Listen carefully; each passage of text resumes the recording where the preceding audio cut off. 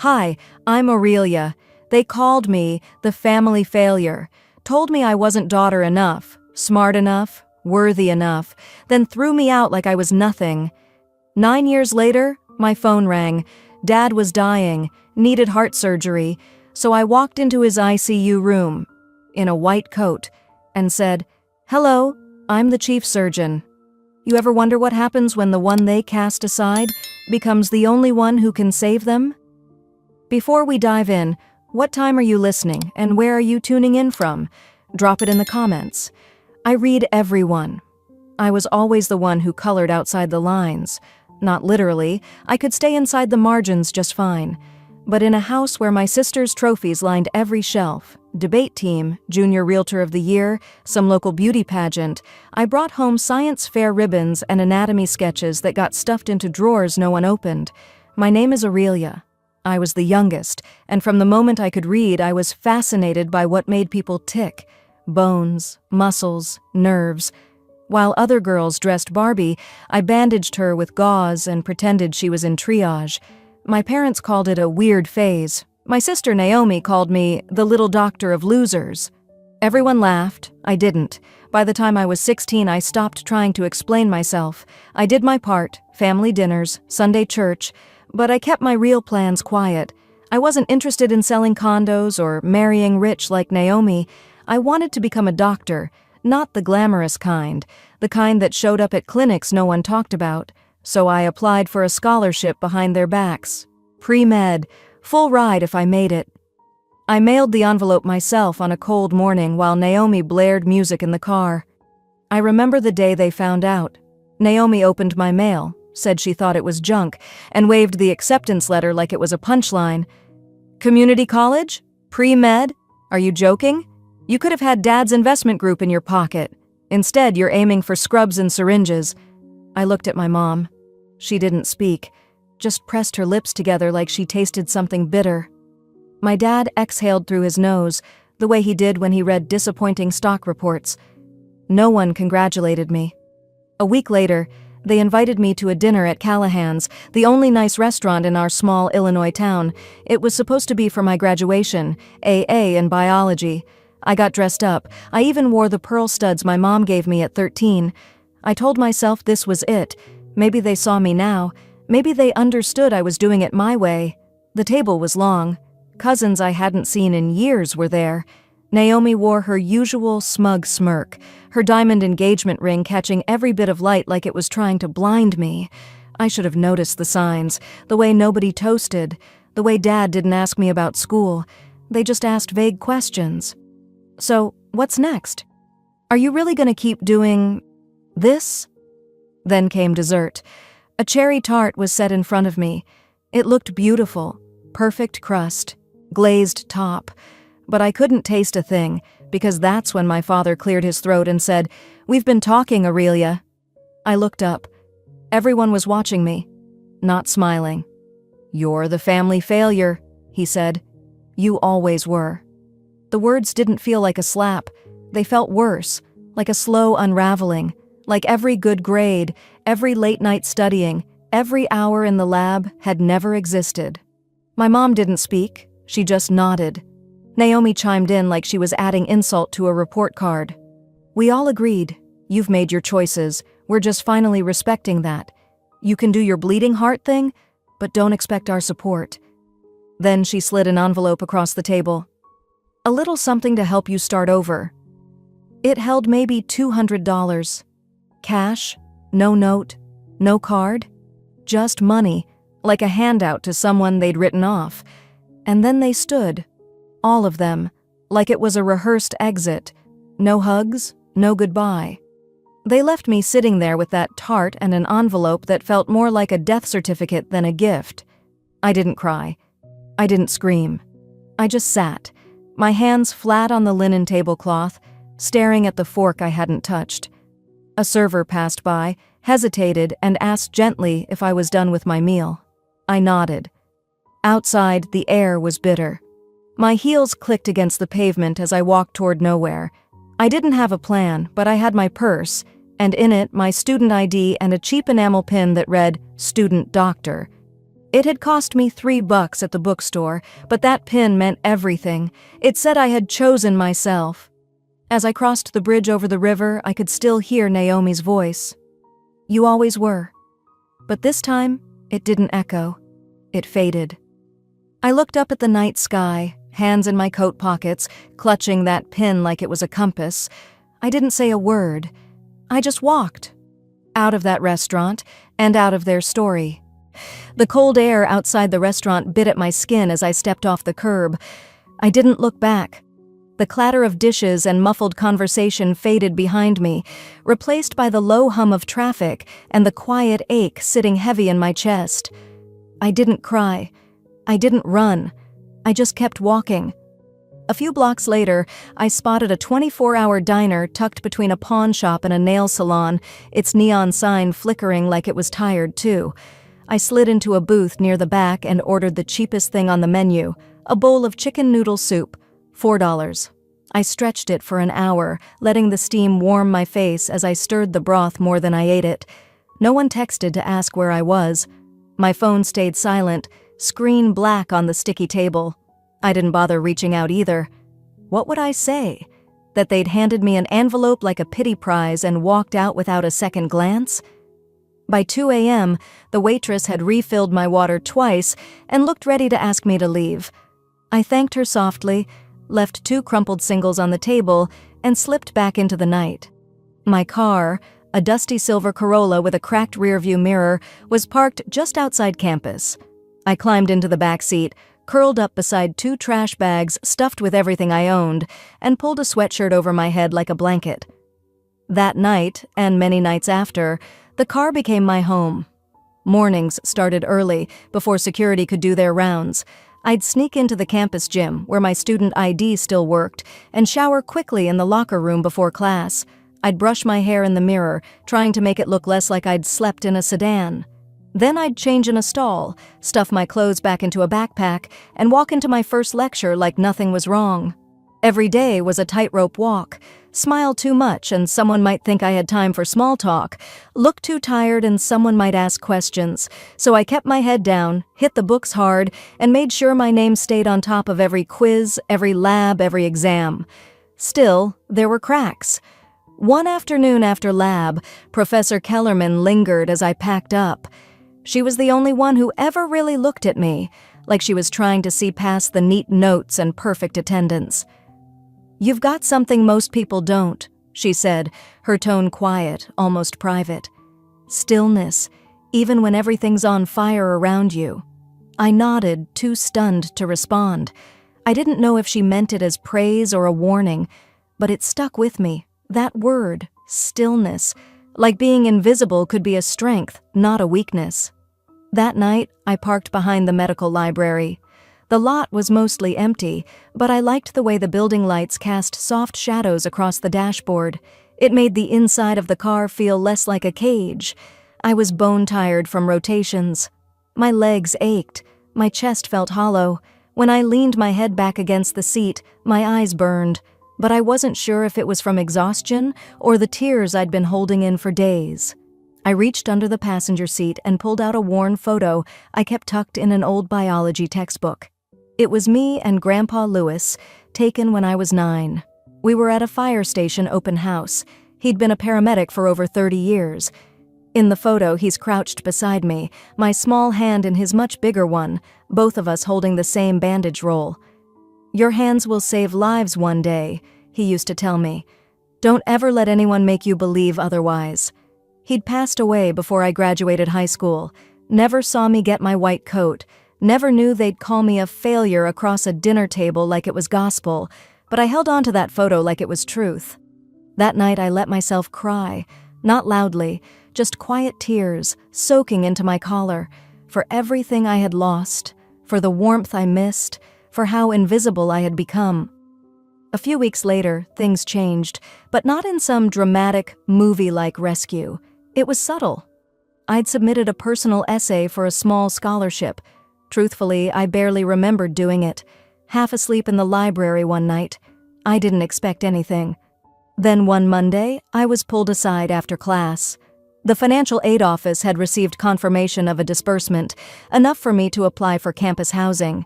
My hands trembled when I signed the paperwork. I didn't ask who had nominated me. I didn't want to know. All I was told was, it came from a former professor who admired my resilience. That weekend, I moved into a single dorm room at the far end of West Hall. It was small. One bed, a desk, a lamp with a flickering bulb. But it was mine. No trash bags. No fogged windows. No waking up to frost on the inside of the windshield. I didn't tell anyone. I still walked the same halls, wore the same clothes, kept my head down. But at night, I had a door that locked. I could stretch my legs without bumping into a steering wheel. A few months later, I started surgery rotations. That first day I stood beside Dr. Halverson, a man whose voice was as sharp as his scalpel. He didn't waste words, didn't tolerate mistakes. My heart pounded in my chest as I held the retractor steady, sweat running down my spine. When it was over, he turned to me without looking away from the patient. "You've got hands I'd trust with my life," he muttered, almost as if he didn't mean to say it out loud. I didn't smile. I didn't thank him. I just stood there, hands steady, breathing slow. But something shifted. It was the first time in years I allowed myself to believe maybe I wasn't the failure after all. The hallway outside the OR was quiet, and for once, so was my mind. There were still days I didn't recognize my own reflection, especially when I wore that stiff white coat. But in that moment, after hearing those words from the attending surgeon, something shifted. It wasn't pride. It was quieter than that. Like a window cracking open after years of fog. I didn't linger. I gathered my notes, sanitized my hands, and walked toward the exit, ready for the next rotation. But as I stepped through the automatic glass doors of the hospital the next morning, my breath caught. Those same glass doors that once towered above me like gates to a life I didn't belong to, now opened for me. My badge said Dr. Aurelia Lane. Technically true, but I'd dropped the last name in public years ago. At school, they knew me as Dr. A.M. Lowell. Lowell was my grandfather's middle name, and the only family name I could still carry with dignity. The reflection in the glass paused me just long enough to see it. The hair pulled back tightly, the creases forming between my brows, the exhaustion baked into my eyes. A resident, a doctor, alive, but still shadowed by something heavier than the night shifts. Inside, the pace picked up quickly. Rounds at 5:30 a.m., scrubs clinging to damp skin under fluorescent lights. I moved like a machine, charting, observing, calculating, blending in. No one asked where I came from. No one asked where I went at night, and I preferred it that way. By noon, my voice was hoarse from morning briefings. As I helped reposition an elderly patient before his MRI, the man grasped my wrist gently and murmured, "You've got a daughter's touch. Careful, honest." It hit harder than I expected. I remembered vividly the day I tried to give my mother her pain medication before her gallbladder surgery. I was still pre-med then, nervous, hopeful. She slapped the bottle out of my hand like I'd insulted her. "You think you're better than everyone now, huh? With your little textbooks and your tone?" That was the same week I was asked to leave home. I adjusted the man's blanket and gave him a small nod. "You rest now, sir. I'll check back soon." That was my armor, professionalism, nothing more, nothing less. Back in the administrative wing, the HR coordinator called a brief session for all interns, updates on hospital policies, compliance training, new hire orientation. I sat in the back sipping cold coffee. That's when I saw it. A folder passed down the row, alphabetized with new hire files. One name jumped out, Celeste Lane. I froze. Lane. There weren't many Lanes in the state, at least not with that spelling. My fingers twitched as I pulled the folder closer, and there it was. Her picture. Same angular jaw, lighter now with age. Her hair clipped back in a rushed bun.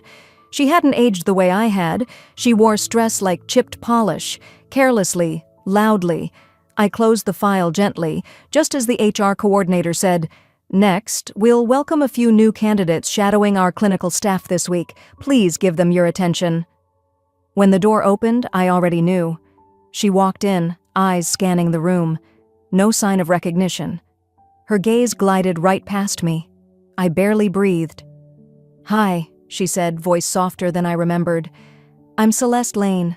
I used to work in dental admin, but I'm looking for something more stable now. My fiancé and well, we're no longer together. Been a rough stretch, I guess."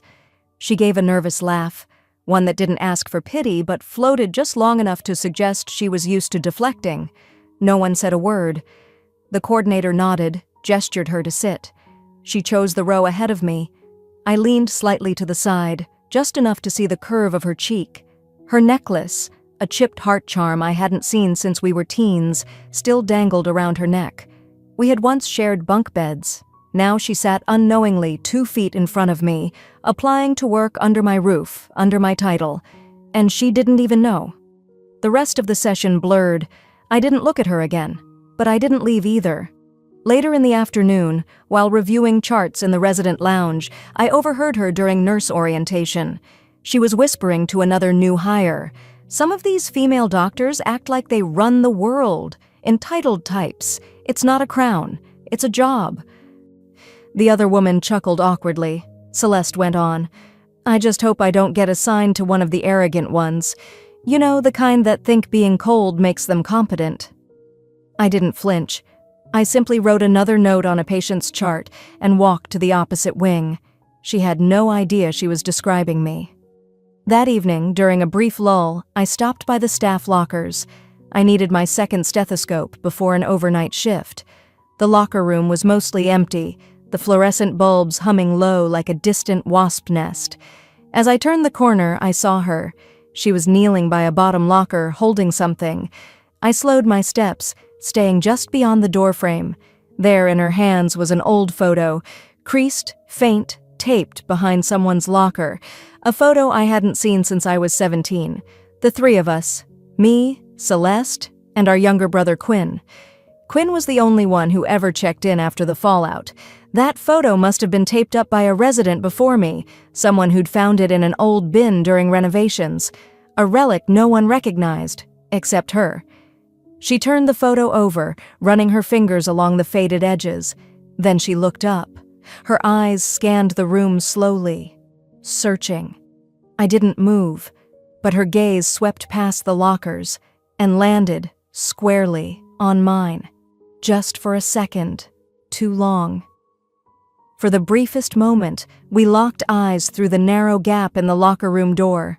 Her gaze faltered, puzzled but not quite recognizing me. She looked back at the photo in her hand, 3 kids smiling in front of a rusted swing set.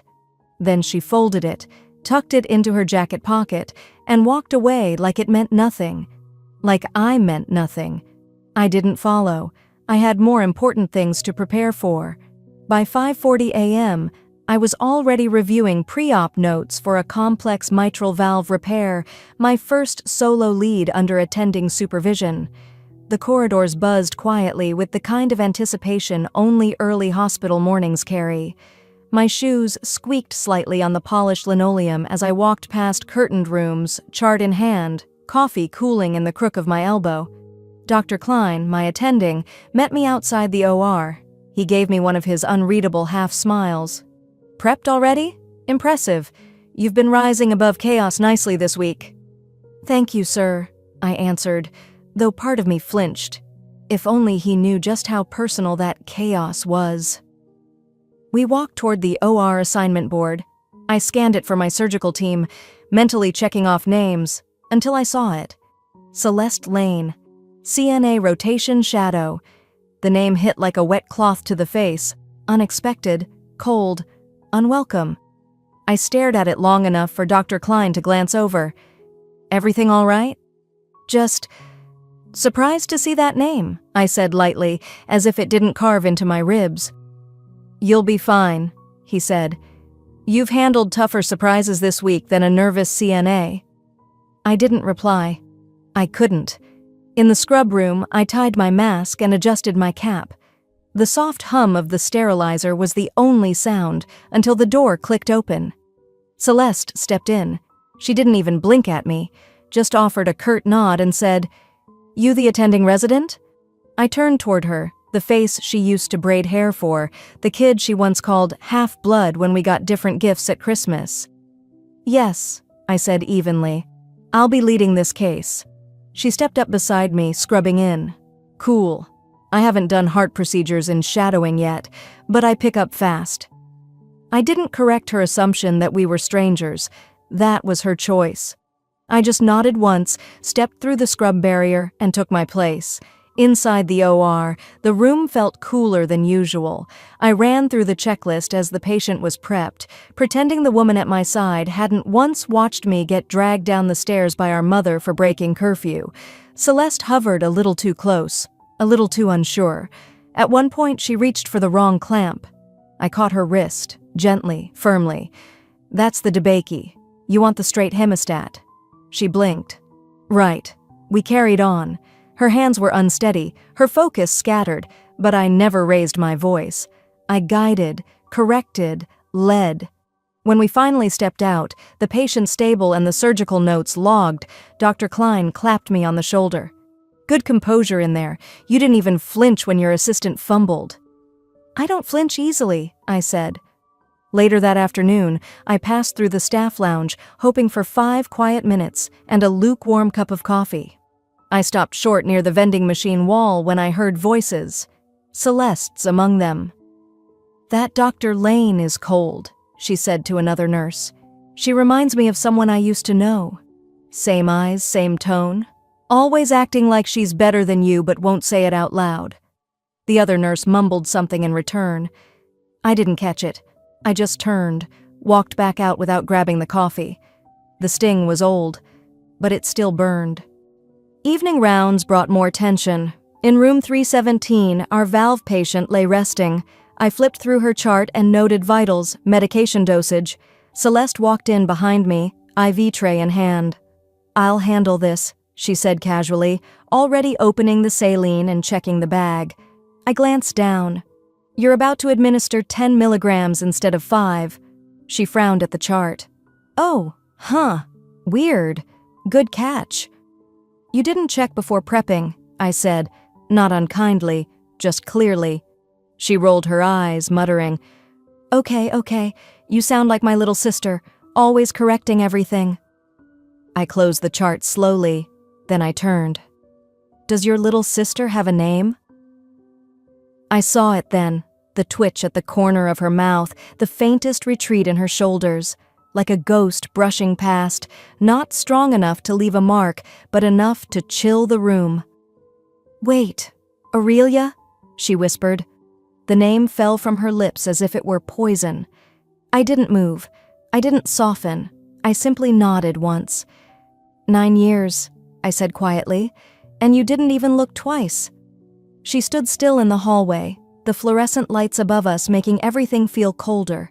Her hand hovered near her badge, as if needing something to anchor herself. I didn't wait for her response. I turned away, pulled my hair into a bun with practiced ease, and walked off toward the staff exit. She followed, out of the trauma wing, through the double doors, and down the back hallway where the vending machines whirred quietly. I didn't acknowledge her presence, but I felt it like a heat on my back. I didn't recognize you, she said. Her voice was small now. You've changed so much. I stopped near the stairwell, turning just enough so she could see the side of my face.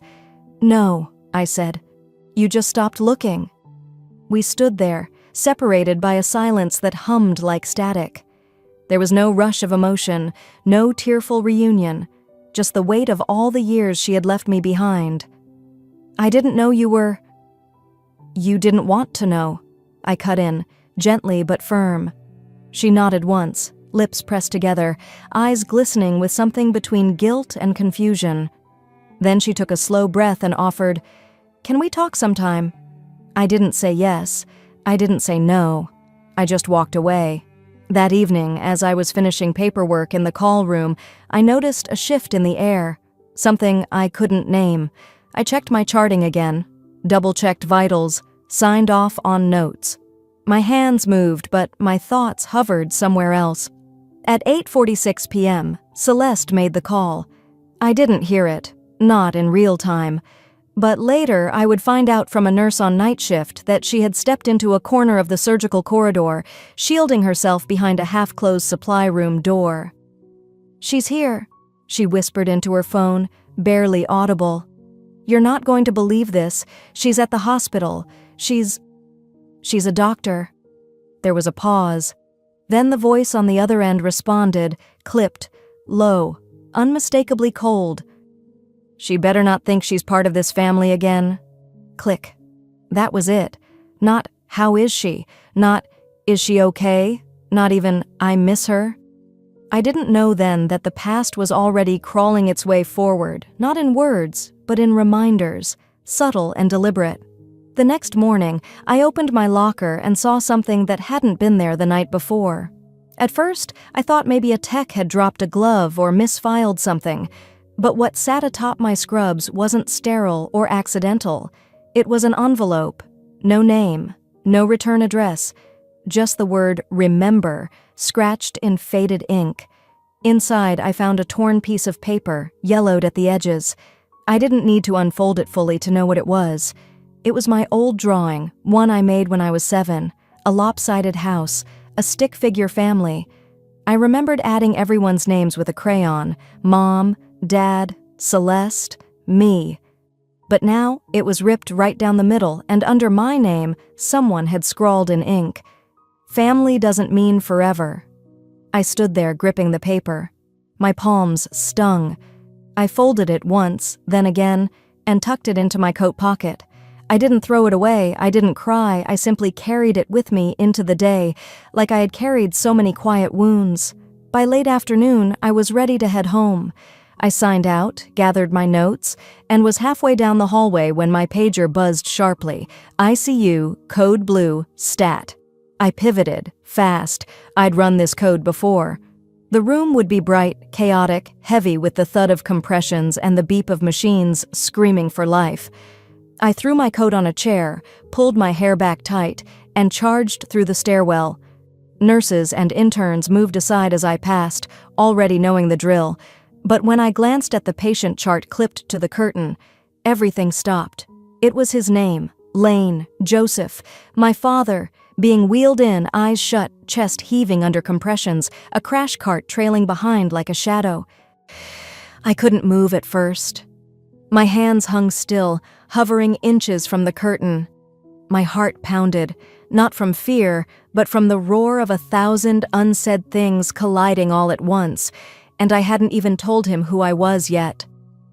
I moved fast. The floor was chaos, voices rising, machines beeping, the crash cart rattling through the hallway just as I peeled off my coat and pulled on scrubs with mechanical urgency. I barely registered my own breath. 1 second I was standing outside the ICU bay watching my father's lifeless form being rushed in, and the next I was washing my hands under burning hot water, scrubbing in with a practiced rhythm I hadn't realized was shaking. A nurse handed me gloves. She glanced up at me, her brow knitting slightly. "Dr. Langston, you sure you want to lead this one?" My gaze flicked toward the operating room. The double doors were already swinging open, the OR team preparing the surgical field. My father, unconscious, chest rising in uneven rhythms, lay on the table like any other trauma patient. Except he wasn't just any patient. "I'm sure," I said softly. My voice was steady, but my fingers weren't. Inside the OR, lights blazed bright. The smell of antiseptic was sharp in the air. Everything was crisp, clinical, exactly how I liked it. Exactly how I needed it to be right now. The anesthesiologist glanced at me, then at the chart. "Confirmation before we begin?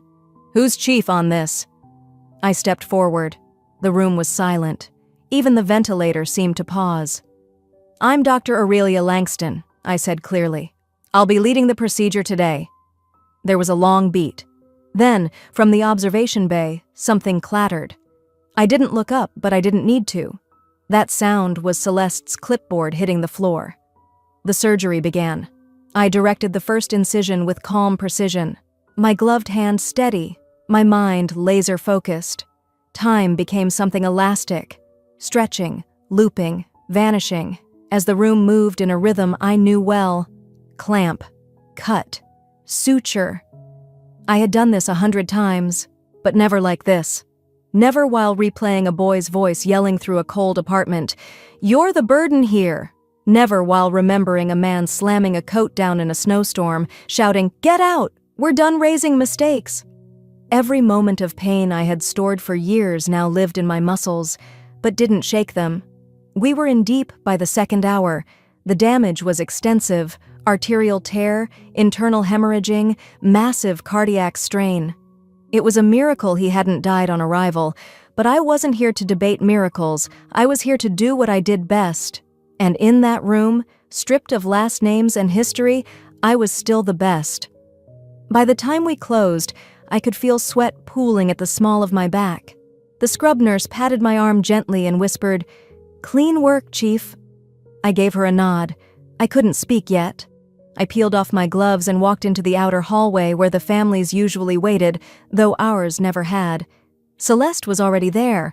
Her arms were crossed, but her expression had crumpled into something rawer. Not anger, not grief.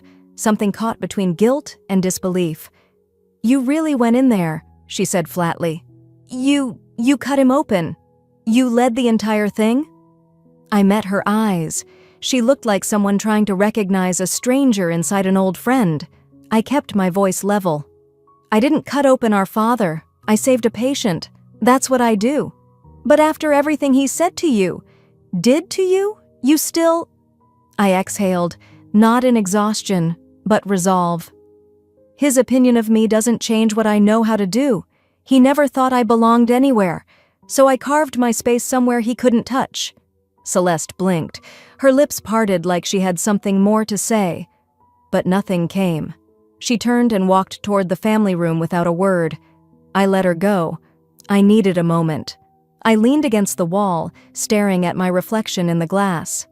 For all the emotional storms inside me, the woman looking back was composed. That was the hardest part. Carrying everything and still standing tall. After 30 minutes, I was paged again. Recovery. The ICU nurse greeted me at the door. "He's waking," she said, her eyes flicking toward the bed. My chest tightened, not from nerves, from the anticipation of truth. I stepped in. The room was dim, lit only by the heart monitor's steady pulse. His eyes fluttered, blinked, then settled. On me. There was a pause, his pupils adjusted, focused, and then came the furrow, the confusion, and then the recognition. "You—" His voice was hoarse. "What are you doing here?" I stepped closer, arms relaxed, chart in hand. My name badge was visible, my presence unmistakable. "Hello," I said quietly. "I'm your surgeon." The heart monitor jumped. His heart rate spiked again, but this time from recognition. The silence in the recovery room was unlike the kind you get late at night or after a storm. It was heavier, thicker, not a stillness, but a presence. I stood at the foot of the bed, arms crossed under my coat, the same posture I used to hold when they'd scold me for talking back. Only this time I wasn't the one trembling. His eyes opened slowly, lashes fluttering against pale, blotchy skin. A groggy kind of confusion danced there as he scanned the room, and then landed on me. "You," he rasped, voice like rust. I didn't move. "Hello," I said simply. "I'm your surgeon." His heart monitor blipped, stuttered, then climbed in steady ticks. He tried to lift his head, failed. "You're not a doctor." I stepped closer, calmly setting his chart back on the tray beside the bed. "That's what you always said, wasn't it?" I kept my tone even, measured. Not bitter, but not forgiving either. That I'd never be one. He blinked, the haze in his eyes clearing in slow, unsteady waves. I saw the moment it landed, not just who I was, but where I was standing, what I'd become. He swallowed. It looked like it hurt. "You came all this way? For this?" I pulled a chair toward the side of the bed but didn't sit. "No," I said. "I came because a patient needed me. The fact that it was you? That's a twist of fate, or irony, or maybe just a sick joke." He let out a shaky breath. Aurelia, we were overwhelmed back then. Your mother was sick. We had so much going on. You were always so intense, sensitive. I studied him. The IV, the bandages, the way age had sunk its teeth into his once proud frame, and yet his excuses hadn't changed. I got accepted into Johns Hopkins, I said, not as a declaration, but a fact, cold and exact. The same week you told me to pack my things. Remember that? His mouth moved, but nothing came out. You never told us, he finally murmured, quieter than before. I tilted my head. I never got the chance. I stepped back and leaned against the counter. I was sleeping in my car by then, kind of hard to open mail without an address. A long pause stretched between us. The monitor ticked softly in the background, like a second hand reminding us of just how much time we'd wasted. His eyes closed, maybe from shame, maybe from exhaustion, or maybe he just wanted me to stop talking, but I wasn't done. I found my acceptance letter, I continued, in the trash, ripped in half. You thought it was another bill. You didn't even look at it. His jaw clenched. I didn't know. You didn't want to know. I looked down at the man who used to tower over me at the dinner table, red-faced, fist slamming the edge. You decided who I was long before I had the chance to become her. A soft knock pulled our attention. The door creaked open. Celeste stepped in, perfect ponytail and nervous energy intact. Hey, she said, breezing past me like I wasn't standing there. Just came to check on Dad. His voice was hoarse but clear. Did you know about the medical school? Celeste blinked, then laughed nervously. What? No, she never told us. I didn't even turn toward her. Actually, I texted you that night. You replied with, and I quote, "Get over it." Her face drained. I don't remember that. I saved the message, I said. Want me to forward it to you? Silence. Celeste shifted uncomfortably, eyes darting toward the window. My father looked between us like he was seeing the cracks for the first time. You both made your choices, I said, not waiting for either of them to come up with another version of the truth. You buried me because it was easier than believing I could rise. I turned toward the counter, collecting my coat. The air in the room had changed, heavy not just with truth, but with everything unsaid. He reached out, weakly, just barely lifting his hand. Wait, he said, don't go, stay. I paused, fingers tightening on the collar of my coat. I did stay, I replied, not looking back. 9 years ago, I stayed and waited, for you to open the door, for her to call me back, for someone to care that I had nowhere else to go. You didn't. He didn't argue, didn't beg, didn't ask for forgiveness, maybe because he finally realized it wasn't his to ask.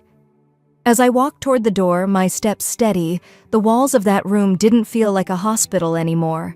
They felt like all the rooms I'd been shut out of, and this time I was the one leaving, not out of rejection, but resolve. I didn't slam the door. I didn't glance back. I walked out with my head high, leaving silence as my final scalpel. I didn't look back as I stepped out of his room. But once the door clicked shut behind me, the hallway felt heavier.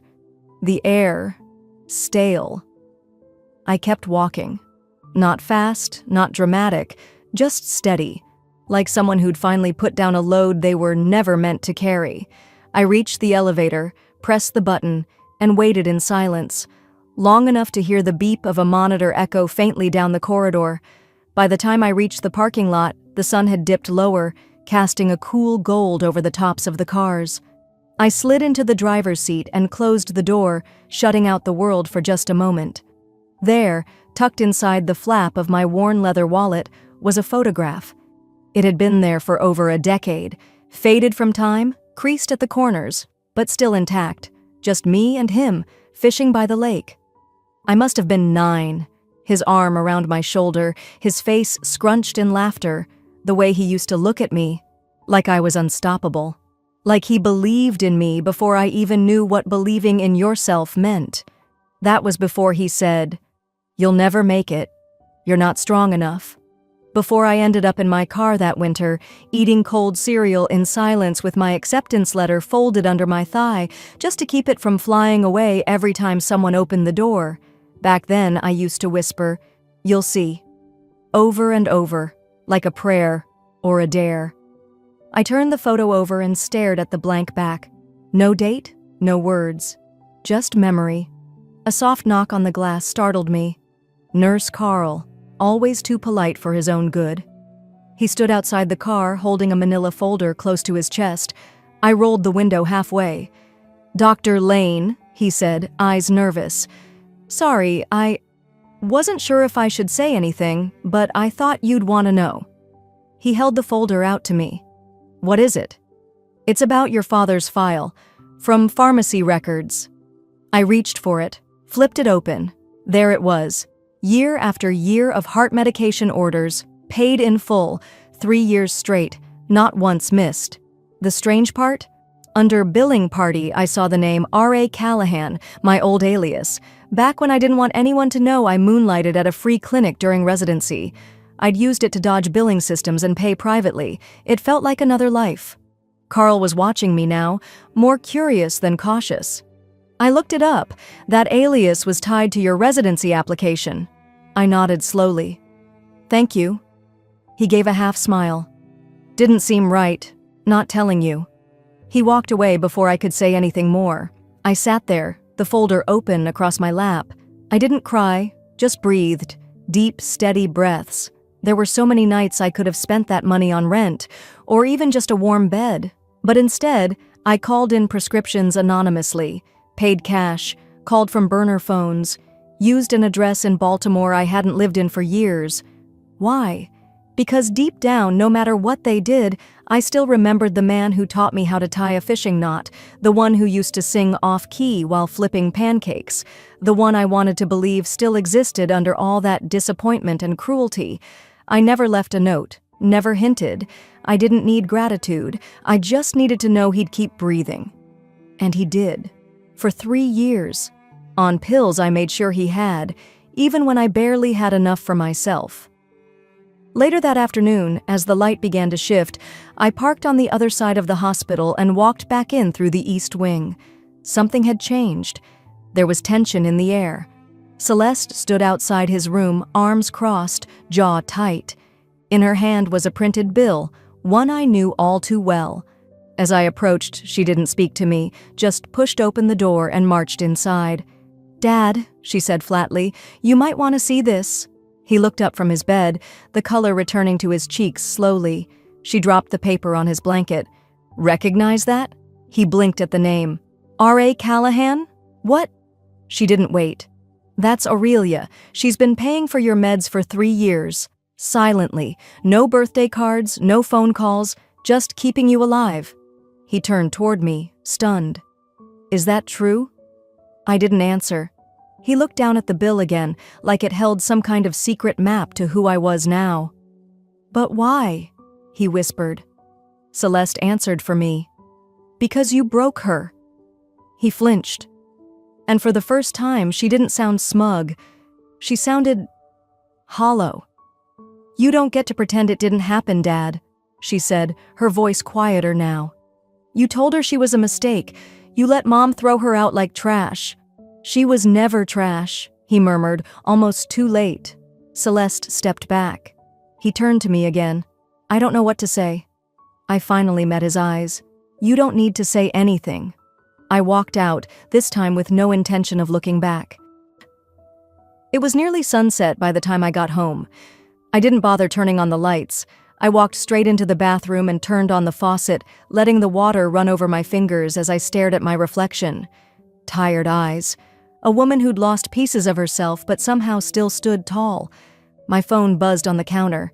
It was Dr. Min, my old mentor from Hopkins. "You still haven't filed the transfer paperwork," she said. "What's keeping you there?" I stared at my coat hanging on the hook beside the mirror. "There's one last surgery I need to finish," I said quietly. She paused. "You sure it's worth it?" I didn't answer. I hung up, then pulled the coat off the hook and slipped it over my shoulders. As I did, the collar shifted, exposing a thin, silvery scar just below my collarbone. I hadn't noticed it in months. I used to hide it.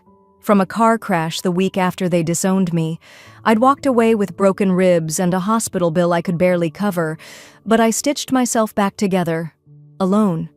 Now it was there, visible, real. I ran my fingers along the scar and said softly, "One last cut." I didn't flinch. I just turned from the mirror, let the collar of my coat settle back over the scar, and walked. The hallway to the scrub room was quieter than I remembered. No one said anything, but I could feel their eyes on me. The kind of silence that wasn't empty, it was full, of questions, of respect, of uncertainty. Inside, I washed my hands, eyes locked on the stainless steel sink. I scrubbed longer than necessary. The water ran hot, the smell of antiseptic sharp and clean. Over my shoulder, I heard the shuffle of shoe covers, the soft clink of instruments being arranged. "You trained for this," I whispered to myself. "You bled for this." I reached for my gloves. There was no ceremony, no grand announcements. I pushed through the swinging door into the OR like I'd done 100 times before.